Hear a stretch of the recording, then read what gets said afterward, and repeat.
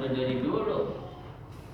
Pelajaran sifat-sifat Allah yang kita kenal 20 itu udah menjadi suatu makanan setiap hari. Pengarangnya cukup luar biasa. Dikarang kitab tersebut dengan bahasa Melayu. Seorang tokoh Betawi, ulama besar yang dijadikan sebagai habaib Betawi, seorang habib Betawi, ulama Betawi, sehingga dia mengarang kitab dengan bahasa Betawi, bahasa Melayu. Buat kita yang tidak mengenal atau tidak pandai dalam mengupas kitab-kitab gundul yang bisa dikatakan salah satunya kitab kuning, maka kitab sifat 20 itulah menjadi makanan yang paling mudah buat kita, ibaratnya tidak pakai dikupas kembali. Kalau kacang pakai dikupas dulu baru dimakan. Nah, kalau macam sifat 20, Irsyadul Anam dan seterusnya, karangan Al-Imam Al-Qutub Al-Habib Utsman bin Abdullah bin Naqil bin Yahya, itu karangannya mudah dicerna, gampang ditangkap dan bisa kita pahami, kita baca. Semudah itu kitab, kecil itu kitab, bukan kita remehkan kitab itu, justru malah dari kitab itu yang sangat berharga bagi diri kita.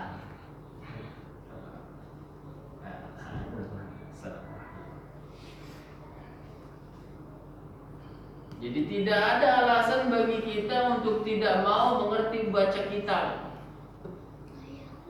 Kadang kita bingung, kitab kuning kenapa kok bisa belakangan dibaca A, dibaca I, dibaca U. Puyeng dah kalau kita mikirin kitab-kitab yang begitu. Ini udah ada yang dikasih gampang, masih Allah juga kita baca. Bahkan kadang-kadang kita nggak punya di rumah. Ah, saya punya, iya, tapi disimpan doang di lemari. Itu kita pakai bulutan. Kalau kitab yang sering dibaca, yang sering dipegang, biasanya itu cepat rusak tuh kita. Udah besok udah saya rusakin, jangan, maksudnya sering dikebet-kebet, sering dibuka gitu. Nah itu dia, kitab itu mudah sekali dibaca, dicerna. Habib Utsman bin Abdullah bin Naqil bin Yahya mempermudah. Dia kupas dari kitab-kitab yang sulit dibaca. Dia memikirkan umat-umat nggak semuanya orang bisa baca Al-Quran, nggak semuanya orang bisa baca kitab, maka dikupas biar lebih mudah. Sifat 20. Beliau makamnya ada di Jawa Barat.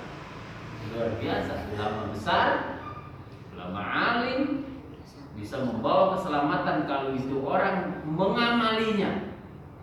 Sifat 20, Irsyadul Anam, Adabul Insan, Babul Minan, dan banyak-banyak kitab lainnya. Kalau itu aja kita baca tuh, kemudian kita amalin, selamat kita di dunia wal akhirah. Jangan kita baca kitab-kitab yang rada ribet-ribet kayak macam ini nih. Gundulnya, kitab gundul susah kita baca. Khawatir kita udah baca, kita salah maknainya. Ya.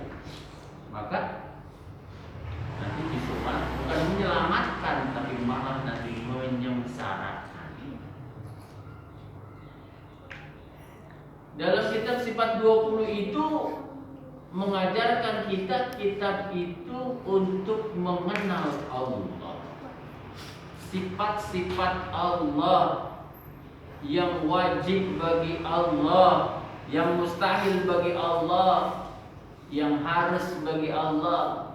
Sehingga ketika kita sudah hafal dalam sifat-sifat Allah, kemudian kita mengenal Allah, baru kita disebut antu'minu billah, antu'mina billah. Kita beriman kepada Allah. Dulu ada juga orang yang bertanya gitu ya, kita menyembah Allah, nunggu sujud, ruku dan seterusnya, lalu Allahnya yang mana? Ada yang jawab begitu, Allahnya yang mana? Ya karena dia nggak mengenal Allah. Salah satu pondok pesantren setelah diuji murid-muridnya semua setelah mempelajari tentang Allah, sifat-sifat Allah yang 20, yang seterusnya, yang semuanya sifat-sifat Allah yang memiliki 50 makna, berhari-hari, berminggu-minggu, berbulan-bulan dan tahun-tahun mempelajari tentang sifat-sifat Allah, satu hari dari 41 santri ini dites oleh gurunya. Lalu kemudian diperintahkan seluruh muridnya untuk menyembelih 1 ekor ayam dengan penyembelihan dengan sempurna, dengan syarat tidak ada yang melihatnya. Ini santri semuanya saling berpencar sehingga tidak ada yang dapat melihat. Ada yang lari ke tengah gunung, ke ujung gunung, ada yang lari ke tengah hutan, ada yang ngumpet di dalam goa, ada yang ngumpet di kolong dan sebagainya. Bahkan ada yang naik ke pohon yang paling tinggi. Kata gurunya, kalau sudah tidak ada yang melihatnya, sembelihlah ayam itu, kemudian kembalilah ke sini. Jangan kau kembali kecuali dalam keadaan itu ayam mati. 40 santri semua jumlahnya 41 santri semua kembali dalam keadaan ayamnya mati. 1 santri ayam masih hidup. Begitu ditanya, santri, kenapa ayam masih hidup? Aku nggak sanggup, wahai guru. Di mana aku ingin sembelih, karena dimanapun orang memang tidak ada yang melihat, tapi Allah Maha melihat. Maka dari situlah ujian para santri yang telah diberikan untuk mengenal Allah. Dari 40 santri mengenal Allah, 41 santri mengenal Allah, hanya 1 yang pandai. Memang yang kalau mengenai berbicara tentang Allah nyarinya susah. Tapi digambarkan, disimpulkan oleh Imam Utsman bin Abdullah bin Zaid bin Yahya, dari sekian sifat-sifat Allah disimpulkan annallaha dzatun muttasifun bikulli kamalin. Sesungguhnya Allah itu adalah zat yang maha sempurna. Allah itu zat. Tidak bisa digambarkan Allah itu seperti apa. Oh, palanya gede, tidak. Yang memiliki pala itu manusia, makhluk ciptaan Allah. Badannya kurus, tidak. Atau orang-orang yang sering nonton film-film apa tuh yang berkuasa, robot dan seterusnya. Tidak, Allah tidak seperti itu. Dalam sifat yang keempat, mukhalafatuhu lil hawadisi, ayat itu berbunyi laisa kamitslihi syai'. Allah tidak bisa menyerupai dengan segala sesuatu. Allah itu zat. Bikulli kamalin, zat yang maha sempurna. Lalu apa itu zat? Zat ya zat, tidak bisa digambarkan. Yang lebih persisnya kalau kita mau gambarkan, ada orang yang bertanya zat itu apa? Kita balik tanya, ada orang yang tahu makna cabai? Apa rasa cabai? Pedas. Lalu apa itu pedas? Bisa menggambarkan pedas? Tidak. Panas. Api panas gak? Panas. Apakah api bisa dibilang cabai? Tidak. Jadi mengenai rasa, ya rasa. Tahu aja lo. Jadi makna Allah itu zat, tidak bisa digambarkan dengan segala sesuatu. Karena Allah itu ya zat. Allah Maha melihat, lalu melihatnya bagaimana? Mata? Tidak. Allah tidak melihat dengan mata sebagaimana orang melihat dengan mata. Tidak. Allah Maha melihat, memang sifat Allah memang melihat. Wallahu basirun bima ta'malun. Allah Maha melihat, tapi tidak dengan matanya, namun dengan zatnya. Ini kembali ke hukum tauhid sebenarnya, untuk melihat, untuk menjelaskan lebih detail itu tentang Allah, ya kembali ke tauhid. Mulai dari wujud, artinya ada. Dari mana tahu Allah itu ada? Kameramen. Allah ada apa enggak? Ada. Di mana tahu Allah itu ada? Zat. Hah? Allah menjelaskan dalam Al-Quran mengenai Allah itu ada. Allahul ladzi khalaqas samawati wal arda wa ma bainahuma. Menandakan bahwa Allah itu ada. Allahul ladzi khalaqas samawati. Sungguhnya Allah telah menciptakan 7 lapis langit dan 7 lapis bumi. Wa ma bainahuma, dan barang antara keduanya. Itu menunjukkan bahwa Allah itu ada. Jadi menandakan Allah itu ada, ya Allah menciptakan 7 lapis bumi, 7 lapis langit dan 7 lapis bumi. Ya menciptakan Allah. Lalu kapan Allah itu ada? Allah itu ada sebelum dunia ini ada. Allah ada sebelum dunia ini ada. Sulit. Puyeng nggak? Nah. Kapan Allah itu ada? Ya tadi bilang Allah itu ada sebelum dunia ini ada. Di sifat Allah yang kedua, Qidam. Allah Maha terdahulu. Bersih. Ayat itu berbunyi huwal awwalu huwal akhiru. Dialah yang terdahulu dan dia pula yang terkemudian.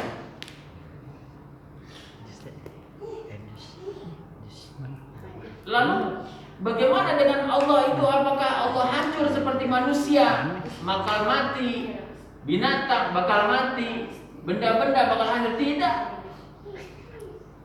Allah memiliki sifat baqa yang artinya kekal. Allah menjelaskan dalam Al-Quran, wa ya baqa wajhu rabbika dzul jalali wal ikram. Allah itu kekal. Tidak ada kehancuran baginya.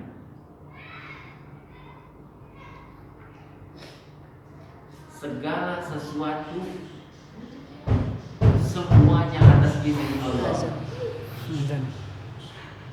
Lalu kita perbaiki tuh rasa iman kita kepadanya. Sahabat pernah disampaikan dari Rasulullah, biar iman kita semakin meningkat setiap harinya. Rasulullah bersabda, jaddidu imanakum. Perbaharuilah iman-iman kalian. Lalu sahabat bertanya kepada Rasulullah, kaifa jaddi imanana ya Rasulullah? Bagaimana cara memperbaharuinya iman kami ya Rasulullah? Kata Rasulullah, biqauli la ilaha illallah. La ilaha illallah. Perbanyak ucapan kalimat la ilaha illallah. Lewat itu tuh iman kita semakin kuat. Karena di kalimat la ilaha illallah memiliki makna yang begitu tinggi. Jumlah kalimat syahadatain, kalimat la ilaha illallah Muhammadur Rasulullah, itu masing-masing jumlahnya 12 huruf. La ilaha illallah jumlahnya 12 huruf, Muhammadur Rasulullah jumlahnya juga 12 huruf. Kalau nggak percaya, hitung sendiri. Di rumah kita iseng-iseng hitungannya. Insya Allah jumlahnya 12. Dihitung. Apa maknanya? La ilaha illallah, suruh ingat kepada Allah, jumlahnya sama-sama 12. Siang suruh ingat kepada Allah, malam suruh ingat kepada Allah. Sehari semalam jumlahnya 24 jam. Suruh ingat kepada Allah siang dan malam. La ilaha illallah, la ilaha illallah. Itu untuk memperbaharui rasa iman kita. Apalagi di zaman sekarang banyak sekali hal-hal, suatu perbuatan yang dapat mengundang kemaksiatan. Maka Rasulullah pernah bersabda kepada Abi Dzar, ya Abi Dzar, jaddid as-safina fa innal bahra amik. Perbaharuilah perahumu karena sesungguhnya laut itu amatlah dalam.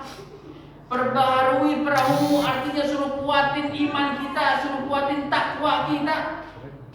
Fa innal bahra ami karena sesungguhnya laut itu amatlah dalam, artinya nanti di akhir zaman terutama nih banyak perbuatan-perbuatan yang dapat mengundang kita kepada keburukan atau kemaksiatan. Laut itu amatlah dalam. Suruh perbaharui iman dan takwa kita agar kita selamat. Ini kayak macam duduk di tempat ini nih, di majelis taklim ini, kalau nggak didasari dengan rasa iman yang kuat nggak sampai di tempat ini. Ini kan rasa iman kita yang kuat, yazid iman yang kuat. Kan kalau iman kita yang tipis, ya ngajar dia lagi, malas dah. Ya, babnya ribet, puyeng udah. Ya, yang ngaji mah dikit deh, ya, yang ngaji, ya serba ya dah, udah jadi berangkat. Timbul iman kita yang lemah. Ada pekerjaan-pekerjaan yang dapat mengundang lupa kita kepada Allah. Memang banyak tanpa kita sadari itu. Kita lebih banyak maksiat lewat lupa kita kepada Allah. Kadang-kadang saking lupanya kita, saking sibuknya kita dengan urusan dunia, walaupun kita niatkan itu untuk akhirat, itu juga dapat menimbulkan maksiat juga kepada Allah. Kata-kata kita terkadang ya dapat menimbulkan murkanya Allah. Ada suatu hal ya yang kita anggap itu celaka, ukurannya pokoknya mati dah, kemudian kita beri keselamatan. Lalu apa kita bilang, untung ada gua lo, mau ada gua udah mati lo. Pernah nggak kita ucapin gitu kadang-kadang? Sering. Untung ada gua lo. Sering. Itu kadang-kadang kalimat itu tanpa kita sadari kita ucapin. Ini bahasa kita aja, maafin nih ngomong nggak begitu. Ya ini keseharian kita juga mudah dipahami. HP mulu. Kata-kata itu tuh yang sering kita ucapin tanpa kita sadari, sesungguhnya itu dapat menimbulkan murkanya Allah. Untung ada gua, lalu Allah mana orang kita sendiri yang menciptakan Allah dan menggerakkan Allah. Allah kirimkan kita untuk memberi keselamatan, itu kan asbab aja. Kita ngomong untung ada gua, kalau ada gua mau tahu bertarik tahu. Betul lalu lewat. Oke lo. Oke lo.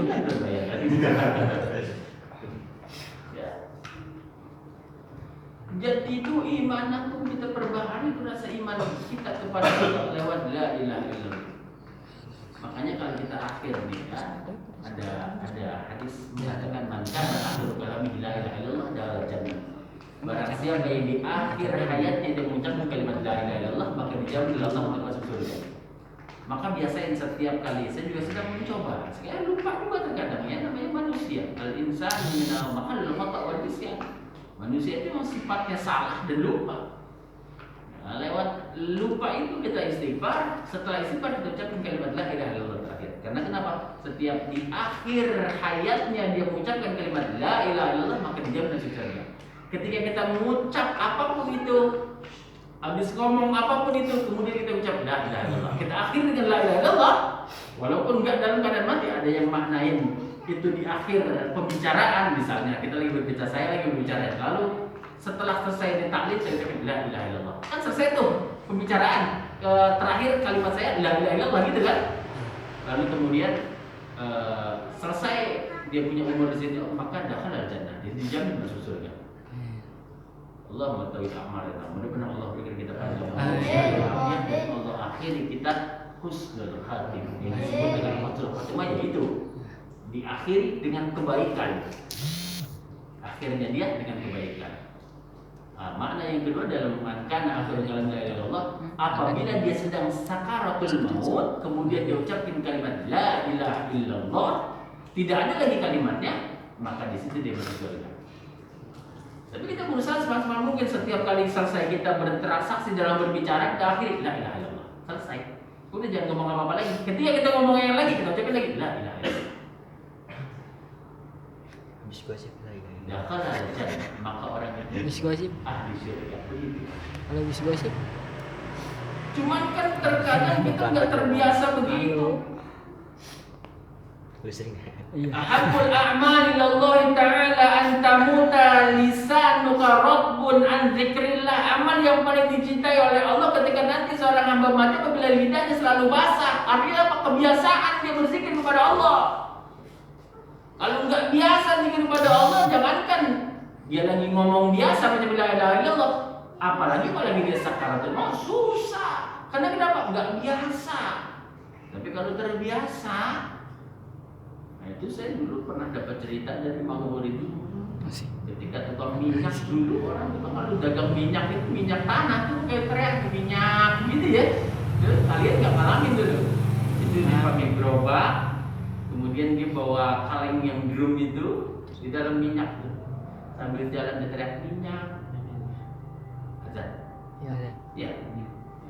Minyak terus sampai dia mati disebutnya kan biasa minyak. Dia sebutin minyak aja.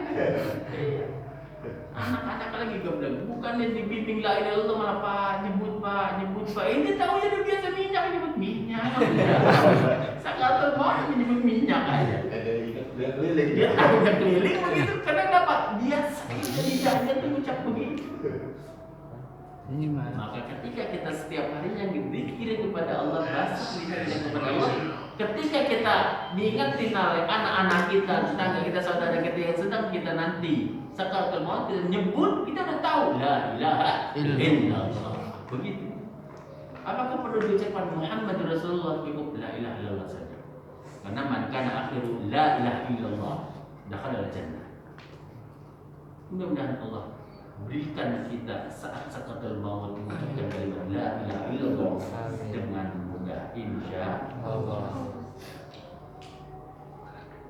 Wallahu a'lam. Tentang iman panjang, insya Allah kita akan lanjutkan di minggu yang akan datang. Keluar dari ini ya, apa masalah ini Pak? Jadi kan tempat kerja saya kan banyak orang Madura banyak gitu ya. Nah saya tuh ragu di sebelah itu kalau pagi ada yang suka bakar daging babi gitu ya.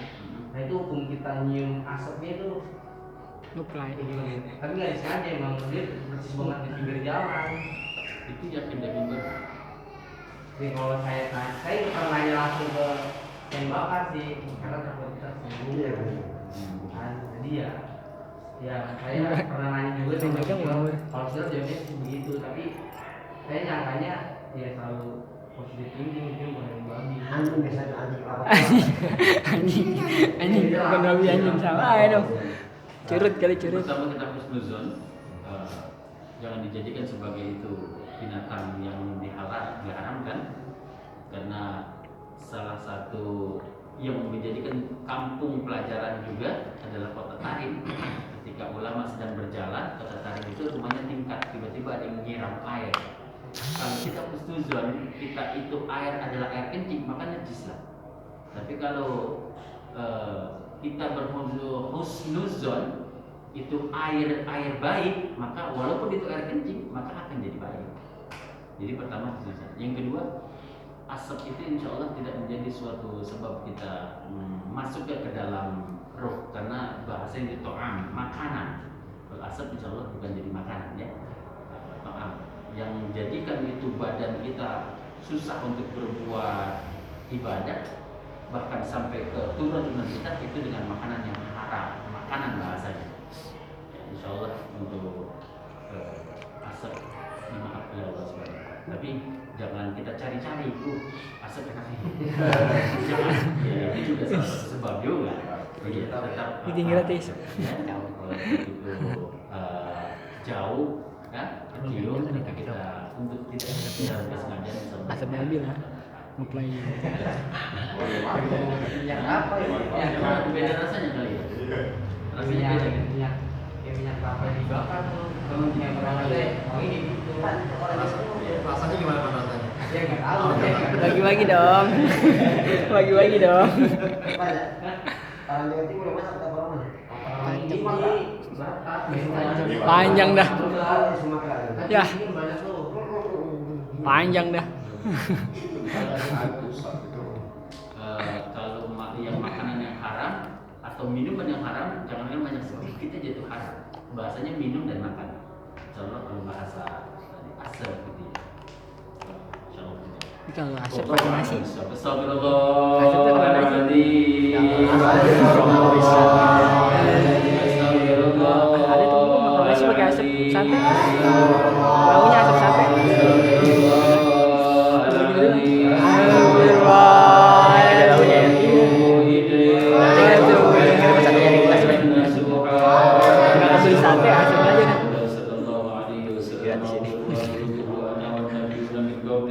La ilaha